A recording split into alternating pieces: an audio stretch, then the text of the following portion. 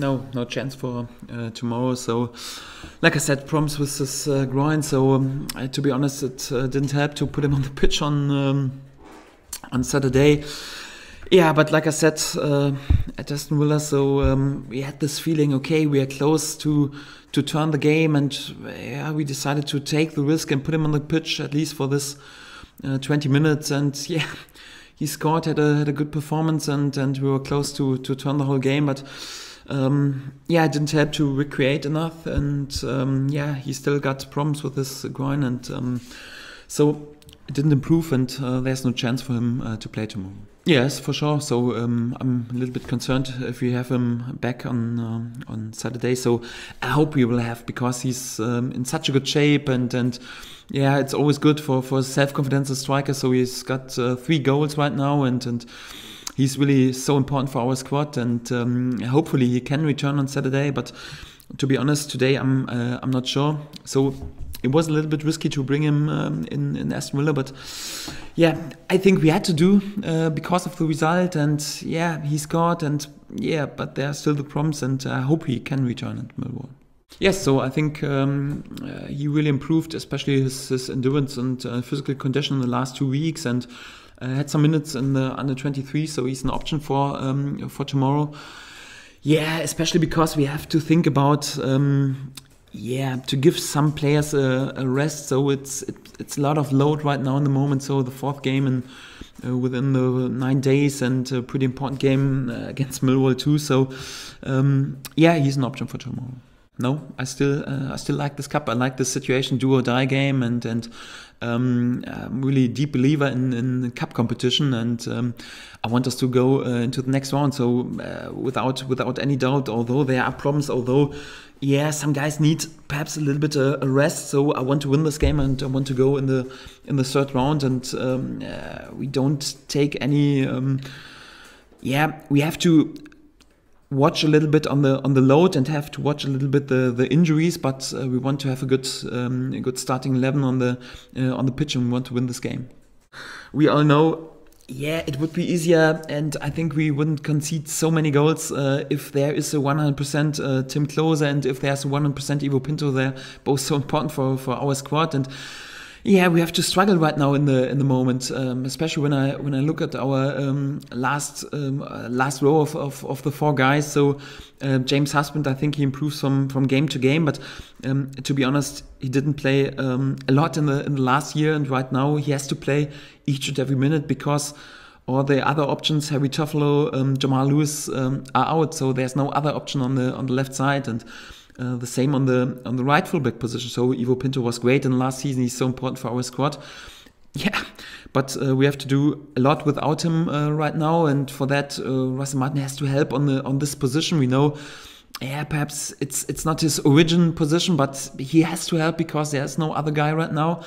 And that means, in addition to the injury of Tim Klose, that there is no other option right now for the centre-backs position. So, and we have to play so each and every minute with Christoph and with Marcel Franke. So it means a lot of load, especially when you keep in mind that a young guy like Christoph Zimmermann, he still has to adapt to this league and to this intensity and to this load. And sometimes you will think, okay, he needs a rest and he needs a break, but we have to do with him because there is no other option because of these injuries. So it is frustrating because it doesn't help, but it is like it is. So sometimes in football you have some problems and you have to handle it, and it's up to me to find some solutions to solve the problems.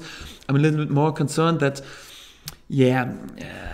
there's a lot of critics up to the players, so quite normally because the performance in the defense was not good at Aston Villa, so we have to be honest.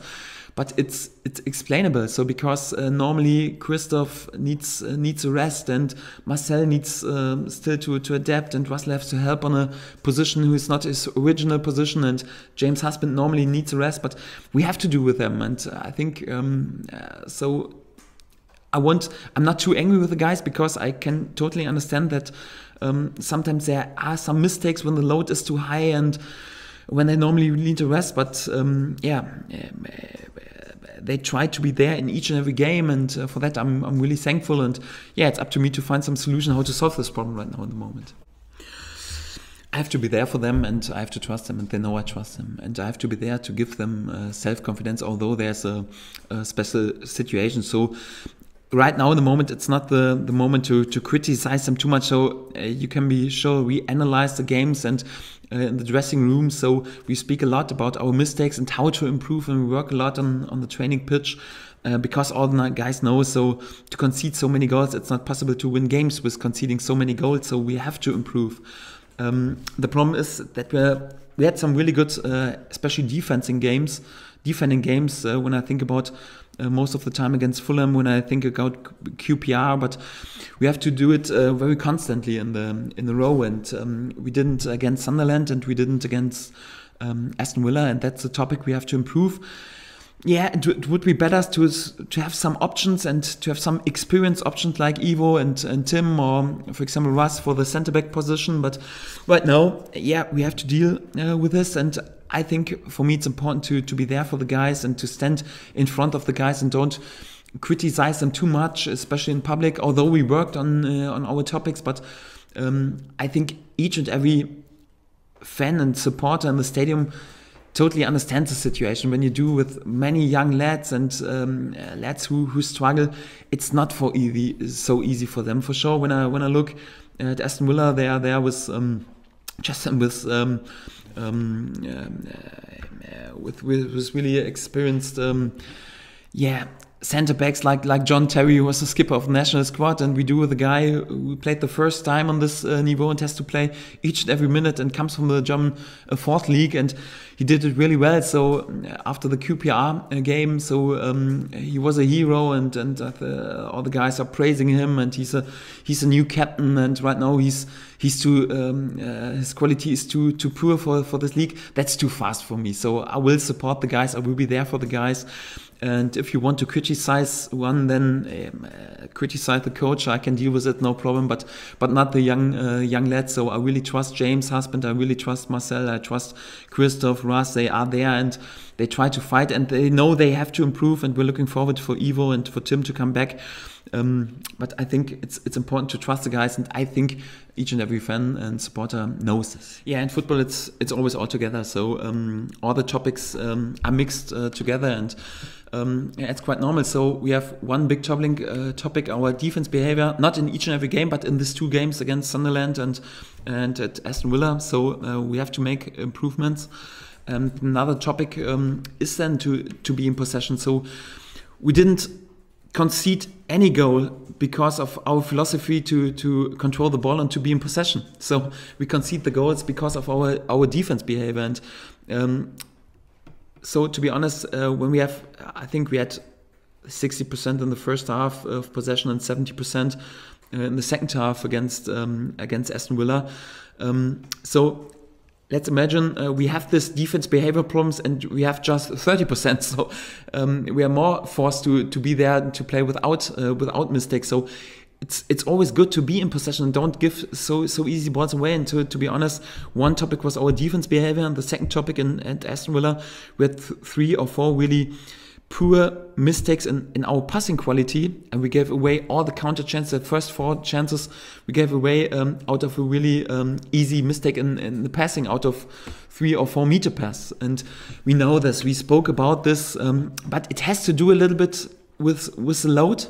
We have to be honest. So especially young guys. So yeah, we spoke about this topic. So Harrison Reed, I'm really content with him. He has a brilliant game against QPR, shots a lot of shots, a brilliant goal. And yeah, on Wednesday evening, he was, I don't know, the new Paul Scholes or something like this. And 2 days after that, he had this poor mistake before we concede the first goal, really poor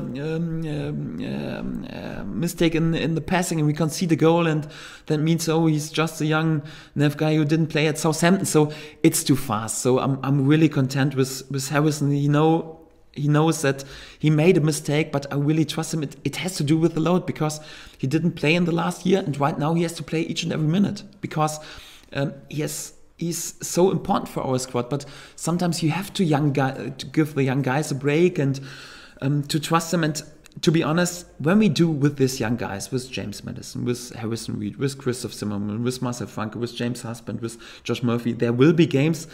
They will make some mistakes, and they have to improve because of this experience. And I am there to work with them. I'm there to give them trust, to improve them, and not there to doubt them. So for sure, it's important to have some experienced guys like Russell, like Stephen Naismith, like Alex Tedele, Cameron Jerome, to lead them and to help them in this situation. But it's up to the guys.